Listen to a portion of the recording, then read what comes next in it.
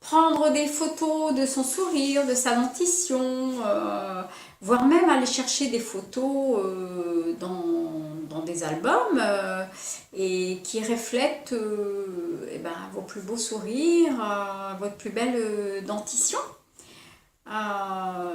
Et donc, avec ces photos que vous apporterez à votre dentiste, là, vous lui demanderez la même forme de dents, longueur, largeur, hauteur, couleur d'émail que vous possédiez auparavant et vous lui demanderez de faire le nécessaire pour retrouver votre sourire.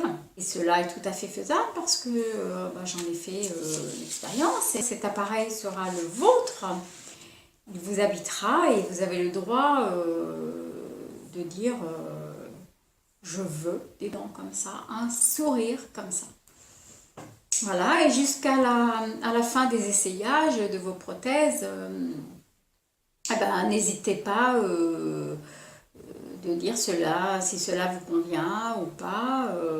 Et il faudra faire autant de modifications et d'essayages qu'il le faudra, jusqu'à ce que ce soit vous qui dites c'est bien, je me reconnais et celui-ci, je le veux. Cette prothèse, je la veux. J'aurais bien aimé que l'on me donne ce genre de détails, de conseils, ce qui m'aurait évité de me faire refaire un deuxième appareil dentaire 1 an après le premier, qui n'était absolument pas conforme, forme de dents, couleur de l'émail, et aussi par rapport à ma morphologie, ce qui me faisait une bouche de vieille femme, qui n'était absolument pas adaptée à mon image. Je ne me reconnaissais pas et je revivais un deuxième cauchemar. Voilà, tout simplement.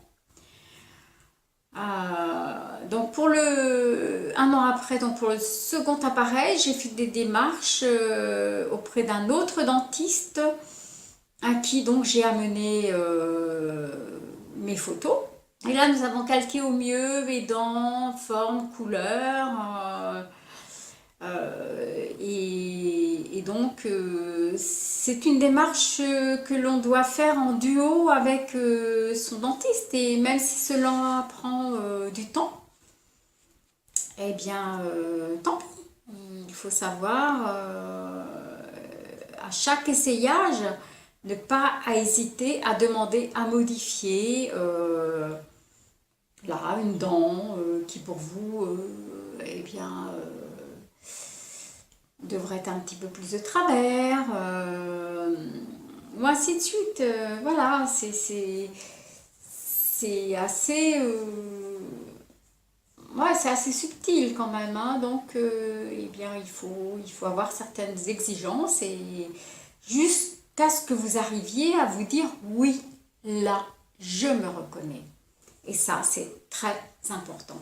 Ensuite, les points positifs après tous ces tracas, écoutez, c'est sortir d'un certain isolement, d'une souffrance physique et psychique. Ne plus prendre d'antibiotiques, de calmants, ne plus appréhender sortir, accepter les invitations, vivre normalement tout simplement.